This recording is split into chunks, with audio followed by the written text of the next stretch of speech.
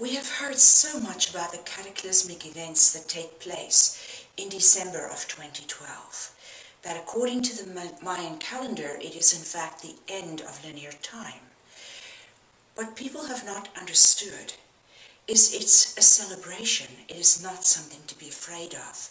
And that is very important for us to accomplish. The reason that it has been such a fearful spot on the big disk of life upon which life has been rotating around and around, meeting the same cycles over and over, is it is a little bit like a blister on your heel, that the same pair of shoes rubs raw each time. It is more easy to damage the skin when it has been already an area of injury. We are standing in front of a wall, and if we can get beyond this wall, time as we know it will change forever. The wall consists of ghosts of the past.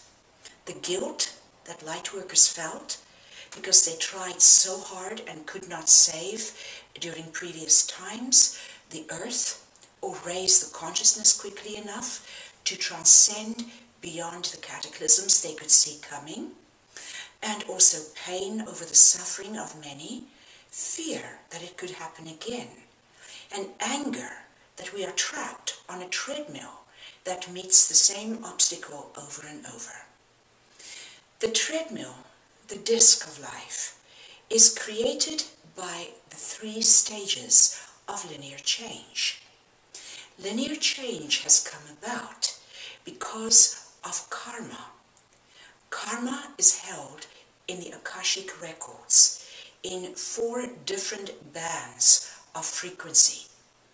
And because karma is deliberately caused by different areas that wish to call life back to them, it has kept us going around and around, a little bit like keeping a carrot in front of a donkey, and it's on a long stick and the donkey just keeps walking because he believes at some point he will get the carrot.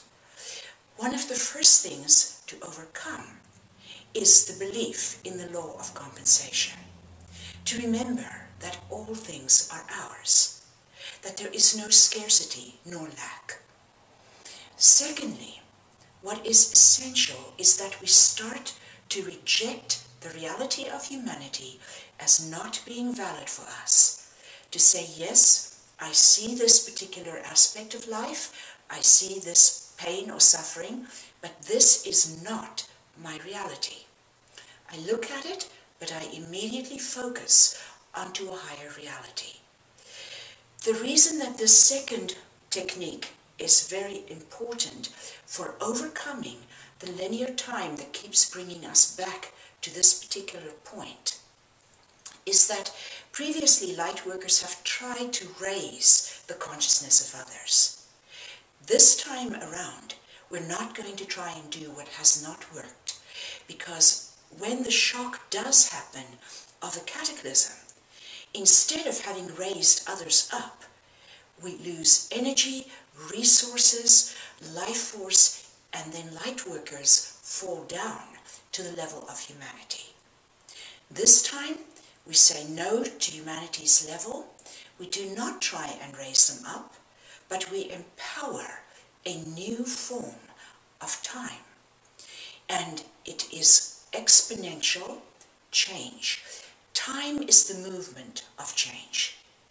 And if it is going around and around on a disc, called by 3 specific points, which is in fact spirit, soul, and body, it now is going to have exponential starburst changes, breaking through matrices, allowing the feelings that are held in those matrices to come up, and they might well do that in the form of sudden melancholy or sudden shame or guilt or self-loathing, for example. You know that it's coming up, you know it's part of the matrix that you're bursting, and you focus on what is now possible that was not possible before. What fullness of life can now be lived? It is a joyous prophecy that we finally will put an end to linear time. and that we are entering a time of exponential change.